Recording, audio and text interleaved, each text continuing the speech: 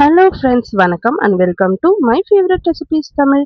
இன்னைக்கு ஒரு சூப்பரான டீ ரெசிபி பார்க்கலாம். மசாலா டீ எப்படி செய்யுது பார்க்கலாம். ஸோ இது நல்லா ரெஃப்ரெஷிங்காக இருக்கும் நம்ம மார்னிங்கில் குடிக்கும்போது. ஸோ வாங்க எப்படி செய்யுது பார்க்கலாம். ஸோ நம்ம ஃப்ரெஷ்ஷாக இன்னைக்கு மசாலா அரைச்சி தான் இந்த மசாலா டீ வந்து செய்ய போகிறோம்.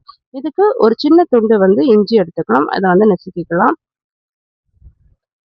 இது கூடவே ஒரு சின்ன துண்டு பட்டை எடுத்துக்கோங்க. அதையும் வந்து நசுக்கிக்கோங்க. பட்டை வந்து அதிகமா சேர்க்கக்கூடாது. ஒரு சின்ன துண்டு வந்து சேர்த்தா போதும். ஏன்னா இனிப்பு டேஸ்ட் அதிகமா குடுக்கும். அதனால சின்ன துண்டு பட்டை சேர்த்துட்டா போதும். ஒரு 2 கிராம்பு எடுத்துக்கலாம்.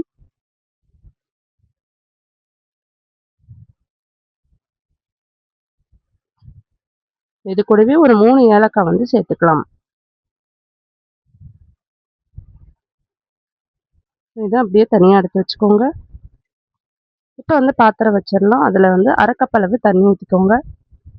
தண்ணி நல்லா கொதிக்க ஆரம்பிச்ச அப்புறமா 2 டேபிள் ஸ்பூன் வந்து டீ தூள் வந்து சேர்த்துக்கலாம்.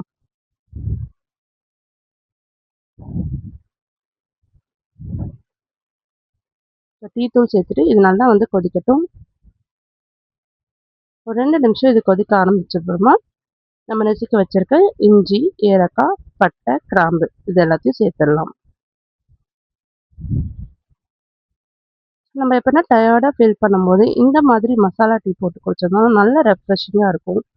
நல்ல ஒரு எனர்ஜி கிடைக்கும். ஸோ நீங்களும் வந்து இதை ட்ரை பண்ணி பாருங்க.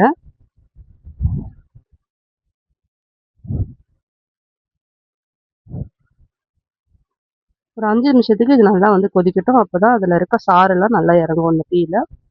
பாருங்க நல்லா வந்து கலர் சேஞ்ச் ஆயிருச்சு. இப்ப வந்து நம்ம இனிப்புக்கு ஏற்ப சர்க்கரைய வந்து இதுலயே சேர்த்துடலாம். ஸோ நீங்க பிளாக் டீ குடிக்கிறவங்களா இருந்தா இப்படியே வந்து வடிகட்டி குடிச்சிடலாம். அப்படி பால் சேர்த்து குடிக்கிறதா இருந்தாலும் நம்ம ஸ்டவ் ஆஃப் பண்ணிட்டு பால் வந்து சேர்த்துடலாம்.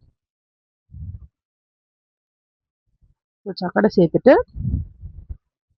ஒரு 2 நிமிஷம் கொதிக்க விட்டுட்டு நம்ம வந்து ஸ்டவ் ஆஃப் பண்ணிடலாம். இப்ப பால் சேர்க்கறதா இருந்தா இந்த ஸ்டேஜ்ல வந்து பால் சேர்த்துக்கோங்க. 1 கப் அளவு பால் சேர்த்துக்கலாம்.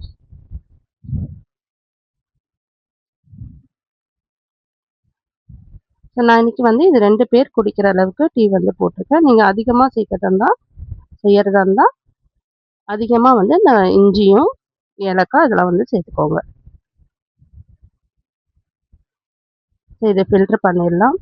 ஸோ சர்க்கரை நம்ம சேர்த்ததுனால இப்ப சேர்க்கணும்னு அவசியம் இல்லைங்க. ஸோ அவ்வளோதாங்க, சூப்பரான மசாலா டீ ரெடி ஆயிடுச்சு. ஸோ நீங்களும் வந்து இதை செஞ்சு பாருங்க. செஞ்சு பார்த்துட்டு எப்படி இருந்ததுன்னு கமெண்ட் பண்ணுங்க. இந்த வீடியோ பிடிச்சிருந்ததுன்னா லைக் பண்ணுங்க, ஷேர் பண்ணுங்க. மை ஃபேவரட் ரெசிபீஸ் தமிழை சப்ஸ்கிரைப் பண்ணிக்கோங்க. தேங்க் யூ ஃபார் வாட்சிங்.